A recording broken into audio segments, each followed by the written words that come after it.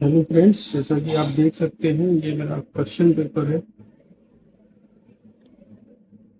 और ये सेट ए है। ये क्वेश्चन पेपर पर मेरा नाम लिखा हुआ है इसमें। This is the question paper of previous year of AIBE 20। ठीक है, ये मेरा ही पेपर है जो मैंने पिछली बार दिया है, इसलिए मेरा नाम और रोल नंबर इसमें शो हो रहा है। So this is the authentic paper.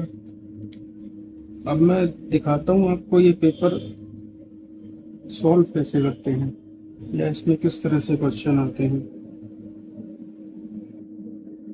तो मैंने क्या स्ट्रेटजी अपनाई वो भी मैं बताऊंगा। साथ ही साथ आप पूरा क्वेश्चन पेपर देख सकते हैं, पिछले साल कैसे क्वेश्चन पूछे गए थे, क्या क्वेश्चंस का लेवल है, मॉडरेट है या इजी टू मॉडरेट है। ये आप अपनी प्रिपरेशन के अकॉर्डिंग डिसाइड कर सकते हैं। मैं यहाँ पे आपको बताऊंगा कि पेपर कैसा आता है और किस तरह के क्वेश्चन पूछे जाते हैं, कौन कौन सब्जेक्ट से क्वेश्चंस आते हैं और उनको कैसे हैंडल करना है। तो पहला क्वेश्चन आप पढ़ेंगे, ये पहला क्वेश्चन रिलेटेड है किससे? आईपीसी से। पहला क्वेश्चन किससे रिलेटेड है? आईपीसी से। आपको क्या करना है, सबसे पहले इस क्वेश्चन को मार्क कर लेना है और उस पर लिख देना है कि ये सब्जेक्ट आपको, ये क्वेश्चन आपको किस डायरेक्ट में ढूंढना है। तो जैसे कि ये आईपीसी का क्वेश्चन है तो मैंने यहाँ पे लिख दिया है आईपीसी। फिर जैसे ही मैं दूसरे क्वेश्चन में पहुंचता हूँ, मैं देखता हूँ दूसरा क्वेश्चन किससे है? बीएनएस से है। तो मुझे कुछ नहीं करना है, मैं जैसे ही देखता हूँ बीएनएस का क्वेश्चन है, ये मुझे मार्क कर देना है, ये नंबर 2 क्वेश्चन किस किस बैरेक्ट में देखना है मुझे? बीएनएस के बैरेक्ट में देखना है। फिर क्वेश्चन 3 पे मैं आता हूँ तो देखते हैं ये एमवी एक्ट का क्वेश्चन है। देखिए तो यहाँ पे मैंने मार्क कर दिया एमवी एक्ट। फिर क्वेश्चन 4 पढ़ेंगे, देखने में आपको काफी लंबा लग रहा होगा, काफी लेंदी क्वेश्चन है। इसमें असर्शन, रीजन और उनका एक्सप्लेनेशन आपको देखना है, समझना है उसको। तो आपको ऊपर ऊपर देखना है ये क्वेश्चन किस रिलेटेड है, किस सब्जेक्ट से रिलेटेड है और किस डायरेक्ट में आपको इसका कंसेप्ट मिलेगा। तो just mark out this exact word और वहां पे मार्क कर देंगे कौन से डायरेक्ट में आपको देखना है, किससे रिलेटेड टॉपिक है ये। फिर उसके बाद हमारे पास है आईपीसी का क्वेश्चन नंबर 5, मैंने मार्क कर दिया IPC. Question number 6, 10 years of imprisonment और सेक्शन 62 ऑफ बीएनएस। यहाँ पे मैंने लिख दिया सेक्शन 62 ऑफ बीएनएस का मुझे चेक करना है अपने डायरेक्ट में। सेक्शन 7 पे जाएंगे, this is related with CrPC. कैसे पता चलेगा ये सीआरपीसी क्या? कि क्वेश्चन में डिफाइंड होगा। ये देखिए, कोड ऑफ क्रिमिनल प्रोसीजर 1973। तो जस्ट आपको सीआरपीसी का बैरेक्ट ढूंढना है और उसमें ये सारे सेक्शंस चेक कर लेने हैं और आसानी से आप इसका आंसर दे पाएंगे। सेक्शन 8 देखोगे आप, बीएनएसएस से है।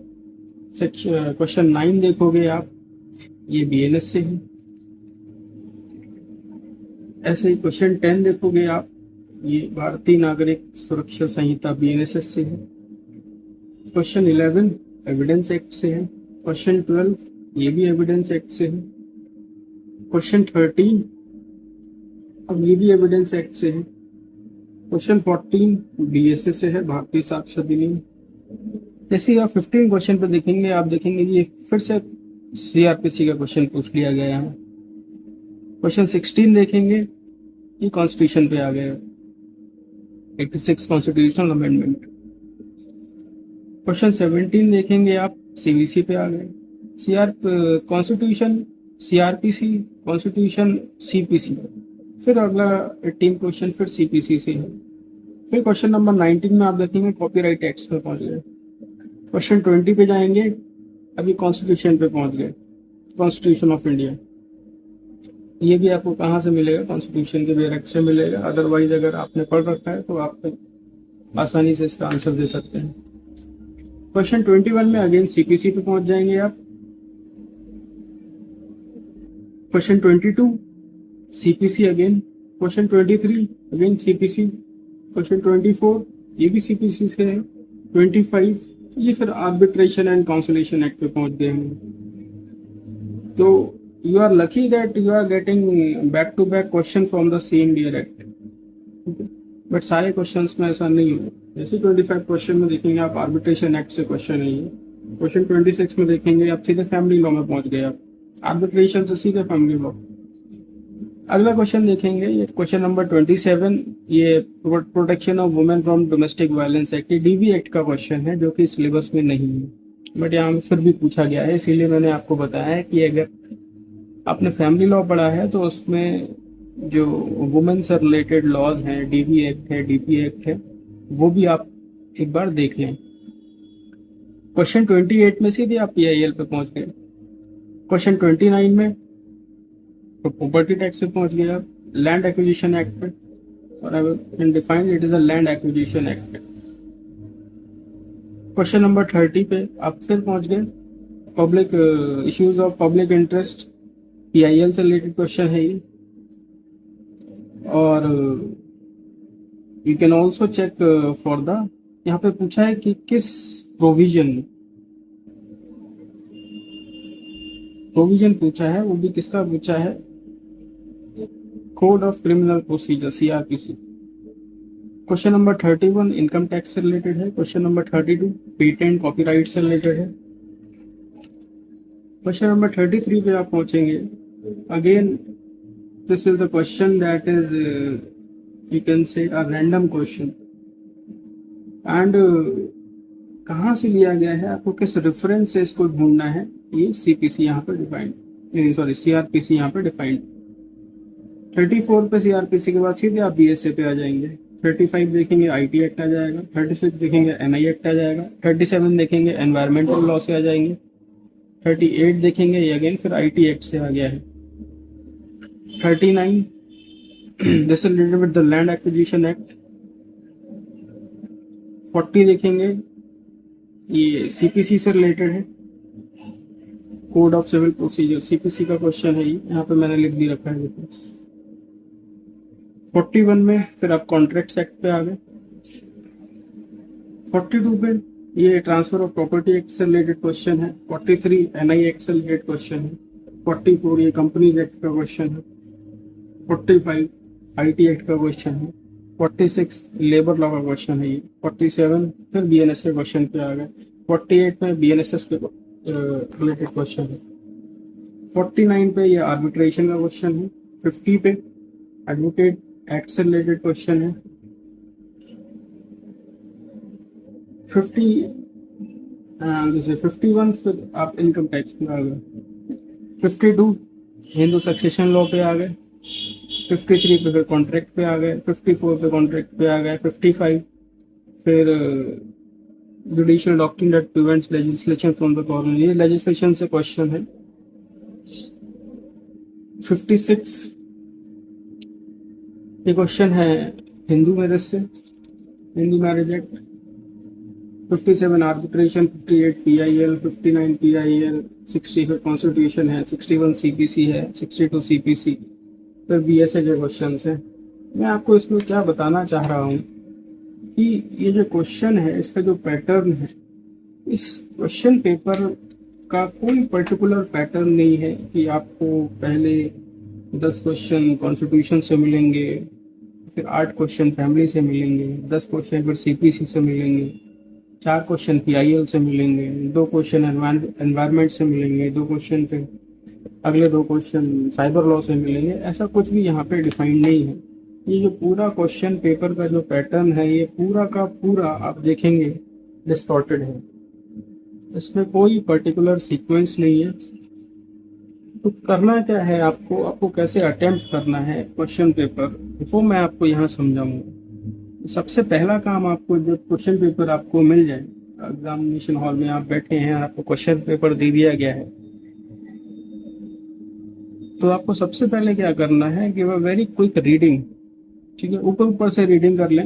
अगर इट इज टेकिंग टाइम और it takes time for you to read the question paper quickly, क्या करेंगे, इसमें जो मेन वर्ड्स हैं, जो मेन टाइटल वर्ड्स हैं, उनको मार्क कर लेंगे। जैसे यहाँ पे आईपीसी आपको दिख गया, तो आप मार्क कर लें आईपीसी को, और आईपीसी इसके आगे मार्क कर दें। क्वेश्चन 2 में आपको यहाँ पे अगेन बीएनएस दिख गया, क्वेश्चन के आगे बीएनएस लिख दें। क्वेश्चन 3 में आपको यहाँ पे मोटर व्हीकल एक्ट लिख गया, एमवी एक्ट लिख दें इस क्वेश्चन के ऊपर, या फिर आप अंडरलाइन भी कर सकते हैं, उसमें आपका टाइम बच जाएगा, थोड़ा सा माइन्यूट से सेकेंड सा फर्क पड़ेगा, ज़्यादा फर्क नहीं पड़ेगा। क्वेश्चन 4 में आपको देखेंगे पेमेंट ऑफ ग्रेजुटी एक्ट से है ये। क्वेश्चन 5 यहाँ पे आईपीसी दिख जाएगा, आईपीसी मार्क कर दिया आपने।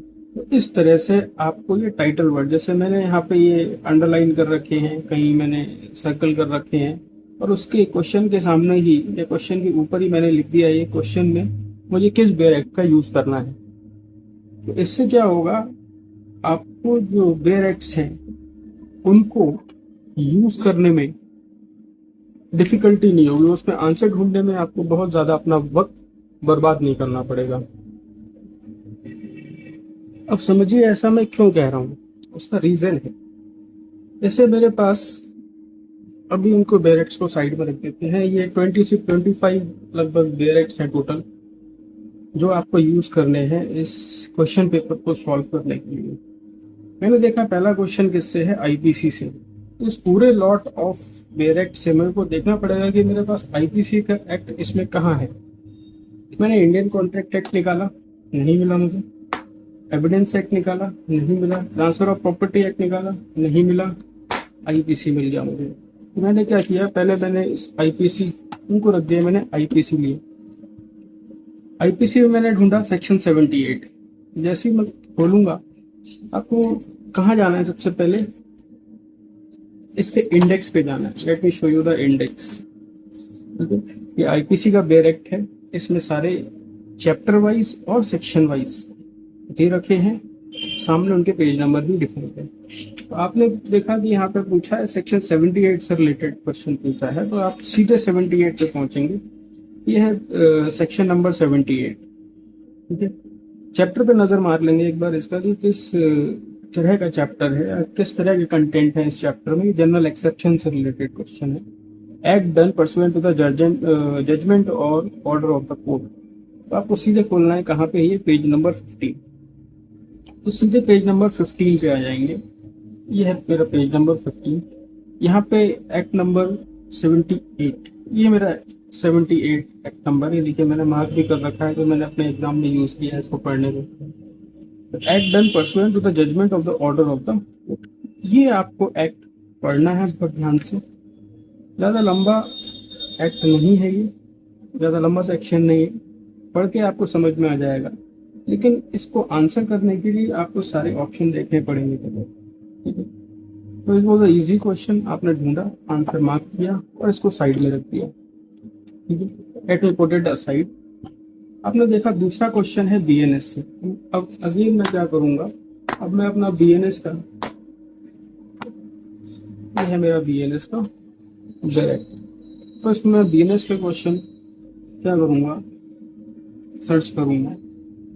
अब यहाँ पे पूछा है कि maximum number of consecutive days offender में kept in solitary confinement at a time, ठीक है। तो किसी भी ऑफेंडर को मैक्सिमम कितने दिन का सॉलिटरी कन्फाइनमेंट में रखा जाता है, इस तरह का क्वेश्चन है। आप ढूंढेंगे आप बेयर एक्ट में तो आपको मिल जाएगा, लेकिन इसको बहुत, ये देखिए सॉलिटरी कन्फाइनमेंट दे रखा है, यहाँ पे मैंने मार्क कर रखा है यहाँ पे। ये आप सेक्शन 11 में जाएंगे तो आपको मिलेगा सॉलिटरी कन्फाइनमेंट, ठीक है। उसकी लिमिट्स भी दे रखी हैं सेक्शन 12 में कि कितनी लिमिट है सॉलिटरी कन्फाइनमेंट की, इसमें आपको ढूंढने के मिल जाएगा। आप क्वेश्चन देखेंगे तो क्वेश्चन में कुछ भी डिफाइन नहीं है कि कौन से सेक्शन से रिलेटेड ये क्वेश्चन पूछा गया है। तो अगर आपका नॉलेज अच्छा है, आपने अच्छे से पहले से पढ़ रखा है ये, तो आप डायरेक्ट भी इसका आंसर कर सकते हैं, आपको डायरेक्ट खोलने की ज़रूरत नहीं है। बट स्टिल अगर आप कंफ्यूज हैं तो आपको एक बार डायरेक्ट खोल कर देख लेना चाहिए कि सॉलिटरी कन्फाइनमेंट पूछा गया है एट अ टाइम, तो सॉलिटरी कन्फाइनमेंट मेरे इंडेक्स में कहाँ पे है। तो एक बार आपको इंडेक्स में सॉलिटरी कन्फाइनमेंट मिल जाएगा, you can directly go on that page number 13 page number पे है। मैं 13 पेज नंबर पे जंप करूंगा। ये है पेज नंबर 13, ठीक है। यहाँ पे दे रखा है ये सॉलिटरी कन्फाइनमेंट, ठीक है। यहाँ भी ये कुछ क्लॉजेस दे रखे हैं। A time not exceeding 1 month if the term of imprisonment shall not exceed 6 months, ठीक है। बी है a time not exceeding 2 months if the term of imprisonment shall exceed 6 months and shall not exceed 1 year, ठीक है। यहाँ पे question में आप देखेंगे तो क्वेश्चन में पूछा है maximum number of consecutive days, ठीक है। तो maximum number of consecutive days कितना हो जाएगा यहाँ पे, वो आपको यहाँ से मार्क करना है, ठीक है। A time not exceeding 3 months if the term of imprisonment shall exceed 1 year, ठीक है। तो इससे रिलेटेड आपको मिल जाएगा। और इसका जो आंसर है क्वेश्चन का, यहाँ पे कुछ लिमिट है, रेस्ट्रिक्शन है, इसीलिए क्वेश्चन आपसे पूछा गया है। इसकी जो लिमिट है सॉलिटरी कन्फाइनमेंट की, वो 14 दिन, एक बार में 14 दिन से ज़्यादा नहीं हो सकती। यहाँ पे ये डायरेक्ट में आपके दे रखा है। तो बहुत सारे बच्चे क्या करते हैं, ये सॉलिटरी कन्फाइनमेंट पढ़ा उन्होंने, ठीक है, यहीं पे उनको मिल जाएंगे कि 1 month, ये 2 months, नॉट एक्सीडिंग 3 months। जल्दी जल्दी बच्चे क्या करते हैं, नॉट एक्सीडिंग 3 months, जल्दी जल्दी ये क्लॉजेस पढ़ते हैं और देखते ही वो आंसर मार्क कर देते हैं, क्योंकि आपको नहीं करना है, ठीक है। आपको पूरा क्वेश्चन देखना है, समझना है कि आपसे पूछा क्या गया है, ठीक है, फिर आपको मार्क करना है। ये आंसर आपको मिल जाएंगे, कई ऑप्शंस में आपको दे रखेंगे, जैसे ही आप देखोगे वैसे ही मार्क कर दोगे। जबकि आंसर इसका सेक्शन 11 में ना होकर सेक्शन 12 में मिलेगा, लिमिट ऑफ सॉलिटरी कन्फाइनमेंट, ठीक है। तो सॉलिटरी कन्फाइनमेंट की एक लिमिट है, ठीक है। यहाँ पे पूछा है कंसेक्यूटिव कन्फाइनमेंट कितना है, ठीक है। तो 14 days एट अ टाइम, ठीक है, एक बार में 14 दिन का जो कन्फाइनमेंट है वो दिया जा सकता है। फिर सेक्शन क्वेश्चन 3 पे पहुंचेंगे। क्वेश्चन 3 रिलेटेड है मोटर व्हीकल एक्ट से। तो भारतीय न्याय संहिता का अपना ये डायरेक्ट रख दूंगा और मैं मोटर व्हीकल एक्ट ढूंढूंगा इसमें कहाँ है, ठीक है।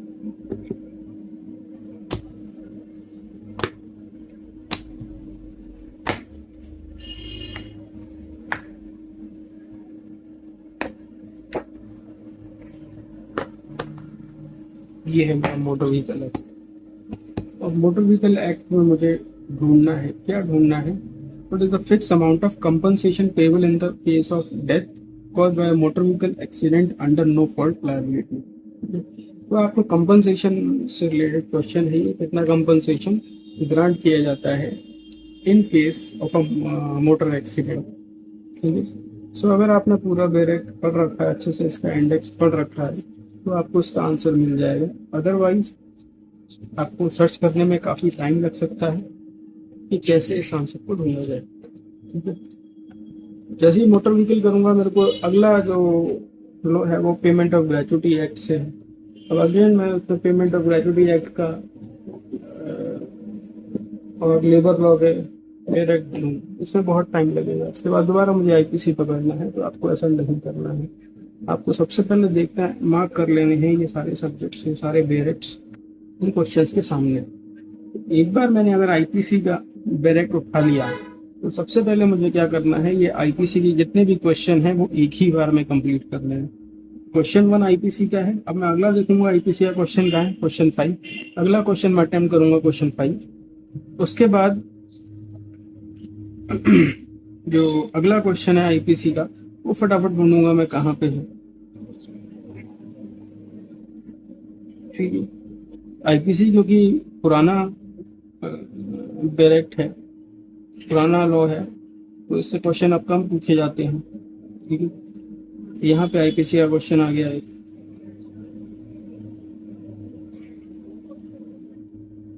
फिर यहाँ मैंने सब में सामने लिख रखे हैं, तो मुझे ज़्यादा टाइम नहीं लगेगा ढूंढने में, ठीक है। जहाँ कहीं भी आपको आईपीसी दिख जाए, आपको वो क्वेश्चन अटेम्प्ट करना है, ठीक है।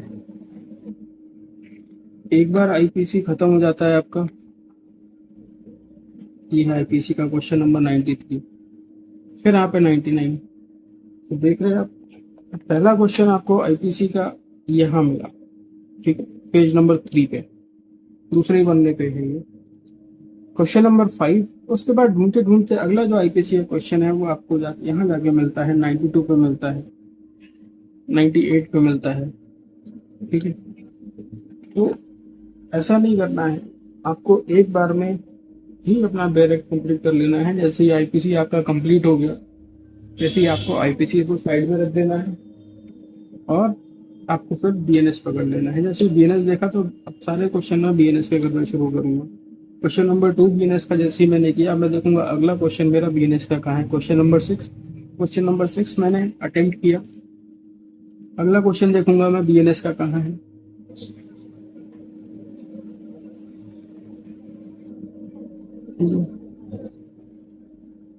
यह है क्वेश्चन नंबर, ये बीएनएस से रिलेटेड है, ये अटेम्प्ट करूंगा। इसके बाद मुझे जहां भी बीएनएस के क्वेश्चन दिखेंगे सबसे पहले मैं बीएनएस के क्वेश्चन सॉल्व करूंगा, ठीक है। इससे होगा क्या, जैसे जैसे आप ये सारे कंप्लीट कर लोगे, आपके जो बैरेक्ट्स हैं उनमें से जो ढूंढने का जो प्रोसीजर है वो कम हो जाएगा। पहले अगर आप 20 बैरेक्ट से ढूंढ रहे थे, तो अगर आपने शुरू के 2 बैरेक्ट कंप्लीट कर लिए हैं तो 2 बैरेक्ट आपको साइड में रख दे रहे हैं, वो खत्म हो जाएगा, ठीक है।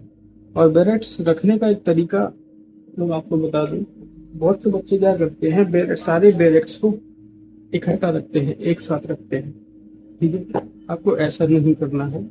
आपको जिन सब्जेक्ट्स का वेटेज ज़्यादा है, ठीक है, जैसे बीएनएस का वेटेज अच्छा है, मेजर क्रिमिनल लॉ है, आईपीसी का वेटेज अच्छा है, मेजर क्रिमिनल लॉ है, इन दोनों को साथ साथ रखना है क्योंकि दोनों सिमिलर ही डायरेक्ट्स हैं, बस उसमें सेक्शन नंबर्स को चेंज है, ठीक है। फिर उसके बाद आपको बीएनएसएस और सीआरपीसी, ठीक है, यहाँ भी आपको सीआरपीसी दिखाइए,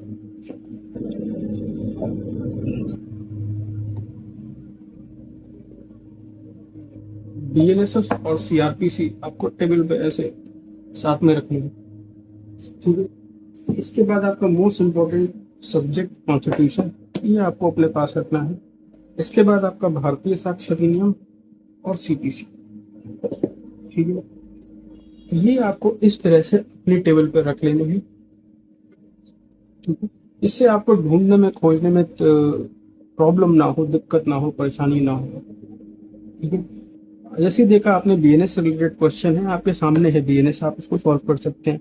आईपीसी आपके सामने है, सॉल्व कर सकते हैं। सीआरपीसी आपके सामने है, डीएनएसएस आपके सामने है, सीपीसी आपके सामने है, कॉन्स्टिट्यूशन आपके सामने है, बीएसए आपके सामने है, ठीक है। ये मेजर लॉ है जिनसे क्वेश्चन पूछे जाते हैं और सबसे ज्यादा क्वेश्चन इन्हीं सब्जेक्ट से कवर होते हैं। उसके बाद जो आपके छोटे मोटे सब्जेक्ट्स हैं उनको आप साइड में रखिए, ठीक है। जो कम वेटेज के सब्जेक्ट्स हैं, जिनसे कम क्वेश्चन पूछे जाते हैं, उनको आप साइड में रख सकते हैं। जैसे यहाँ रख दिया आपने, कुछ डायरेक्ट्स इधर रख दिए, कुछ डायरेक्ट्स इधर रख दिए, ठीक है, और कुछ डायरेक्ट्स अपने पास रखते हैं।